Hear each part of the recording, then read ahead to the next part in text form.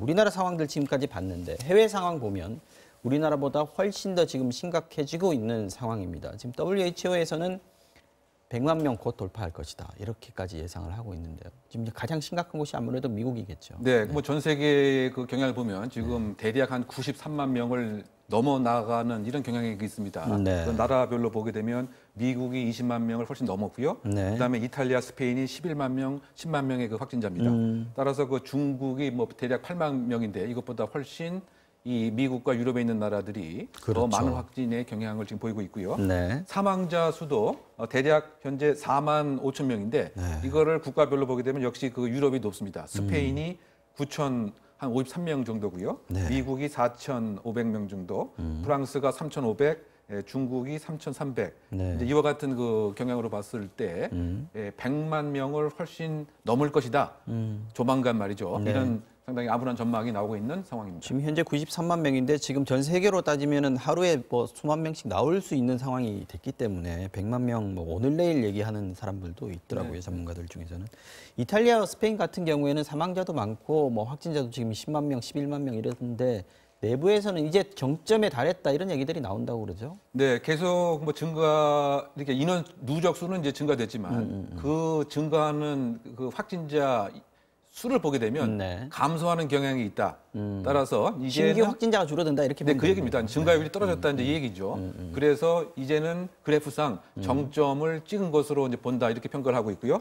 특히 그 이탈리아 그 방역 당국에서는 이탈리아의 봉쇄 정책이 그래도 효과를 본 것이 아니냐, 네. 뭐 이런 얘기를 그 하고 있는 이런 상황이고요. 스페인도 그 마찬가지 그 이야기입니다. 네. 지금 상태에서 더 이상 증가는 하지 않을 것이다. 지금 이제 가장 피크에 와 있다.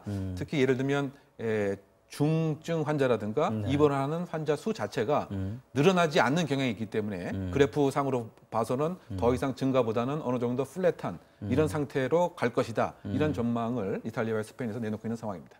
교수님께서는 어떻게 보세요? 지금 정점에 도달했다라고 판단하는 유럽의 국가들에 대해서 어떻게 보세요? 스페인하고 이탈리아 말씀하시는 네네. 거죠. 우선 그 우리나라 상황하고 좀 비교를 하면 우리나라가 이제 4월이네요. 이제 3월 15일 날 그 골든 크로스라고 해서 네. 그 확진자가 늘어난 것보다 퇴원하시는 분이 이제 더 많은 구조가 됐었습니다. 네네. 1일.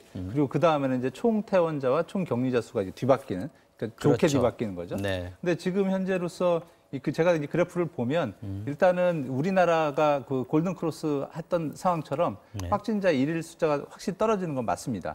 맞는데 문제가 뭐냐면 네. 여기 같은 경우는 현재도 그 아직도 병상을 기다리는 사람이 굉장히 지금 많습니다.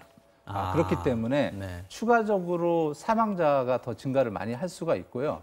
다만 이제 좀 그래도 좋게 보는 거는 아까도 그 얘기를 했지만 이른바 봉쇄 네. 했던 정책이 지금 상당히 오래됐습니다. 그래서 그거에 대한 효과가 통상 우리가 이제 효과를 2주 정도 뒤에 네. 후행한다고 얘기를 합니다. 왜냐하면 바이러스의 잠복기가 2주 정도 있기 때문에 그래서 지금 2주 전에 봉쇄했던 정책이 어느 정도 이제 나타난다. 이제 나타난다. 네, 그런 측면에서는 앞으로 현재 이탈리아하고 스페인에서 더 봉쇄 정책을 강하게 한 게 조금은 더 나타나지 않을까. 그래서 전체적인 커브는 좀 줄어들지 않을까 하는 이런 기대를 해보고 있는 겁니다. 근데 이런 봉쇄 정책이 계속해서 유지되지 않는다면 세계적으로 봤을 때는 네. 정점에 도달할 시간은 아직까지 한참 남았다 이렇게 보아야 되는 거 네, 아니에요? 그렇지 않습니다. 그러니까 앵커님 말씀이 맞다는 말이죠. 무슨 얘기냐면 지금 이제 중국 우한에서 출발한 그 바이러스가 뭐 일본은 조금 이제 그래프가 우리하고 다릅니다만 한국을 지나서 아시아권을 지나서 이탈리아, 유럽을 갔다가 지금 미국으로 간 상황이고요. 네. 지금 현재 우리가 지금 숫자에서 늘어나지 않는 나라들이 사실은 주목해야 될 때가 남미와 아프리카입니다. 그런 데들은 현재 지금 어떻게 보면은 100m 달리기로 치면 네. 바이러스 얘기를 해서 달리기를 좀 비유해서 좀 죄송한 얘기지만 이제 시작한 단계입니다. 그렇기 때문에 전체적인 이 여러 나라의 우리가 총 공급, 뭐 총 수요라는 표현을 쓰면 그 그래프는 아직도 정점이 어딘지는 모른다. 또 그 미국 알레르기 연구소장 전문가께서 앤서니 파우치가 한 얘기 중에 하나, 저도 아주 공감이 가는 것 중에 하나가 이 바이러스가 계속적으로 돌기 때문에 또 이번 1차 파도의 정점은 어느 정도 지날 수 있겠지만 2차 파도 또 2차 온다? 파도, 3차 파도가 오기 때문에 그거는 함부로 지금 얘기하는 건 굉장히 조심스럽다. 이런 얘기가 맞습니다. 알겠습니다. 영국 같은 경우에는 윈블던을 취소를 했고요. 네, 그렇습니다. 미국 같은 경우에는 항공모함에서 지금 확진자들이 많이 나온 상황입니다. 네, 그 윈블던 그 테니스 경기 대회 같은 경우 6월 29일부터 7월 12일까지 그 예정이 되어 있었던 전통의 대회 아닙니까? 전통의 대회인 거죠. 그래서 이게 취소된 것은 제2차 세계대전 이후에 처음이다. 네. 이렇게 알려져 있는 이런 상태입니다. 상징적인 거예요. 이것도요. 그렇죠. 유럽이 상당히 좀 심각합니다. 그래서 독일과 이탈리아 같은 경우에도 예를 들면 여러 가지 제한 조치를 일주일 이상 연기하는 예를 들면 이탈리아 같은 경우 제한 명령이라든가 사업장 폐쇄 명령의 기간도 13일까지 연장하는 이런 경향이 있는 것 같고요. 지금도 잠깐 언급을 하신 바와 같이 그 미 항공모함에 약 한 5천 명 정도 그 승조원이 지금 있는데 루즈벨트호입니다. 루즈벨트호입니다. 괌에 이제 있는데 일단 한 1,500명 정도를 이제 검사를 이제 한 것 같습니다. 그런데 지금 한 150명 정도가 확진 판정을 이제 받아 있는 뭐 이런 그 상태이기 때문에 여기에 그 최고 그 책임자가 지금 전쟁 상태도 아닌데 이렇게 무의미하게 죽도록 놔둘 수는 없다.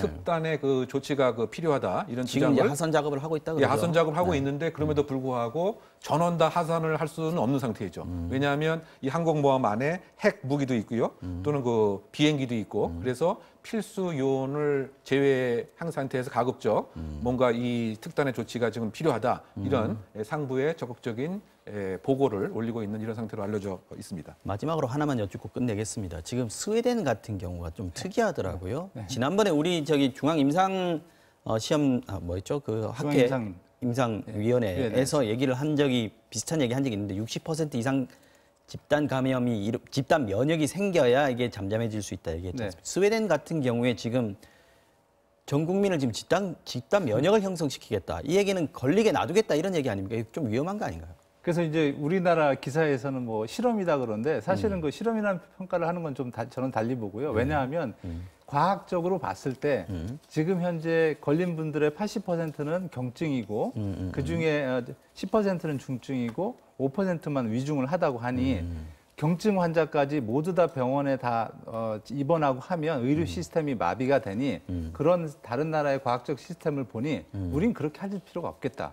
특히 맞벌이도 많고 해서 이른바 분리작전을 통해서 고연령층을 따로 보호를 하고 기존 일상생활을 하면서 부딪혀 보자는 어떤 그런 전략입니다. 그래서 이거를 백신이 지금 나온다는 게 지금 뭐 길어야 짧아야 1년 6개월 하기 때문에 그럴 바에는 집단 면역을 셀프 백신을 통해서 받아들이고 그 안에서 중증은 케어를 하자 이런 정신이기 때문에 더군 특히 여기는 인구가 스웨덴 아시지만 1,100만밖에 안 돼서 사이즈가 굉장히 서울 정도입니다. 그래서 뭐 국가적인 실험이라기보다는 자기들의 나름대로 스웨덴이 어떤 나라입니까? 맞춤형 선택이라고 맞춤형 선택이기 때문에 누가 맞다 틀리다 얘기하는 건 아직은 좀 섣부를 수 있습니다. 알겠습니다. 오늘은 말씀 여기까지 듣겠습니다. 박기수 고려대 환경의학연구소 교수, 이웅혁 건국대 경찰학과 교수 두 분이었습니다.